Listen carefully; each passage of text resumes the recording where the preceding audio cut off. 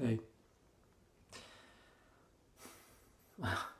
ever since I've gotten into Christianity and the end times, I've actually had no desire to be famous. Not only because my beliefs kind of involve the idea that the end times are going to occur during Obama's presidency, so I don't have time to be famous anymore. After 2017, something crazy is going to happen. They're not going to write books about me. They're not going to write books about you. It's almost over. This is the end of human history. And to be honest, the Mayans were not that off. Yeah, nothing happened December of 2012. Oh, but it's a 16 billion year cycle that they were calculating. And they just happened to be 5 years off, 2017. I think it's still relevant. Especially since they worshipped the serpent, which is the same mythology as Christianity. And they had a guy who showed him how to do everything and sort of gave him all their culture, named Quetzalcoatl, who was a white bearded man who performed miracles and who's going to come back at the end times. Most cultures are pretty much saying the same thing. And what's interesting about my point of view versus the Grox is that I have all this.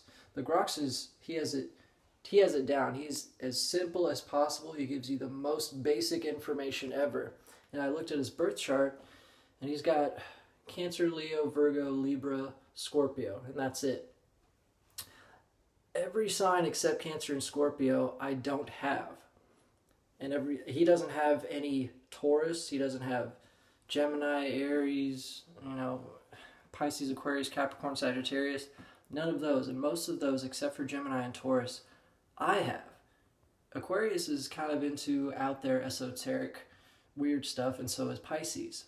But the Grox, who's mostly Virgo, doesn't have any of that stuff. He's a Virgo year of the goat, the wise virgin, and the sheep. Someone to be shepherded by the Lord. I just think that's interesting. Whereas me, I'm kind of into also Gnostic Christianity, also tying in the New Age stuff with the Bible. For instance, the 144,000, which is the amount of days in a Mayan Bakhtun. It's the amount of elect in the Bible, and it's the chakras all added up and multiplied by the crown chakra, 144,000. So what I want to do is find the unity between all these religions, like the Grox as well. But I want to confirm that all this New Age stuff is not the devil. In fact, all this New Age stuff could have been original Gnostic Christianity, because it was the Romans who took out the idea of reincarnation.